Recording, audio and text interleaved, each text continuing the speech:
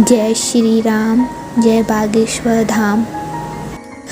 बागेश्वर धाम के गुरुजी श्री धीरेन्द्र कृष्ण शास्त्री जी ने कथा के दौरान गुरुदेव ने बताया भूतों की पंगत का अद्भुत रहस्य।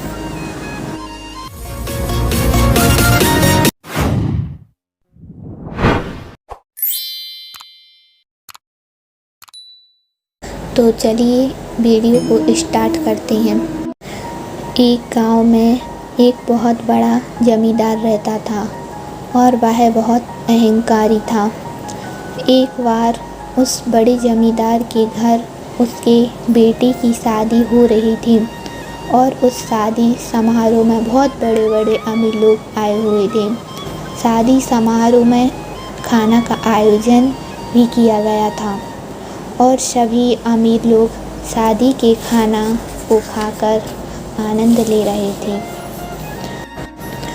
उसी समय गेट के बाहर खड़ा एक गरीब व्यक्ति उन सभी अमीर लोगों को खाना खाता हुआ देख रहा था और उस गरीब व्यक्ति ने करीब 4-5 दिनों से कुछ भी नहीं खाया था।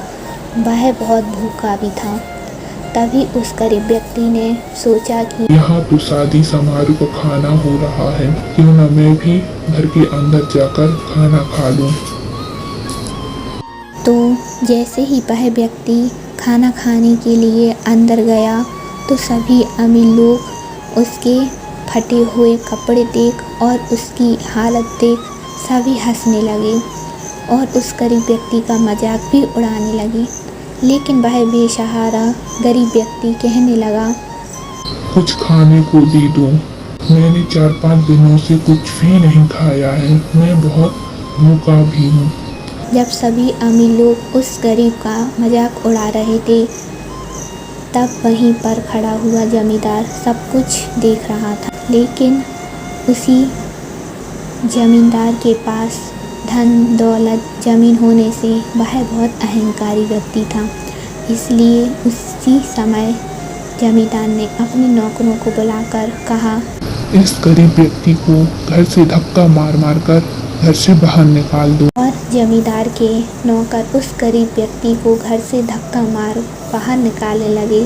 लेकिन उस अहंकारी जमींदार व्यक्ति और शादी समारोह में आए बड़े अमीर व्यक्तियों को उस गरीब पर वो बिल्कुल भी दया नहीं। और जब उस गरीब व्यक्ति को घर से धक्का मार मार कर बाहर निकाल रहे थे तो वह गरीब और बेसहारा व्यक्ति अचानक बेहोश हो जाता है। तभी सभी उस व्यक्ति को चेक करने लगते हैं कि इससे क्या हो गया।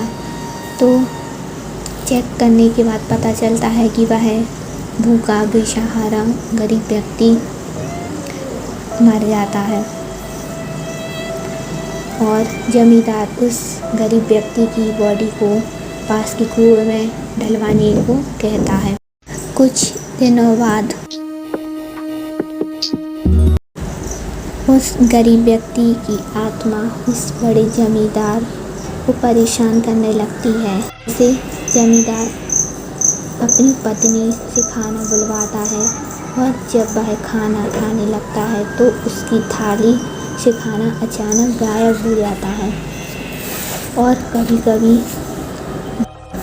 जब वह जमींदार रात में सोता है तो उस गरीब की वही आवाज़ सुनाई देती है जमींदार को कि जब वो गरीब कहता है, मुझे खाना दे दो, मैं बहुत भूखा हूँ, मैंने 4-5 दिनों से कुछ भी नहीं खाया। इसी तरह वो जमींदार बहुत घबरा और परेशान हो जाता है।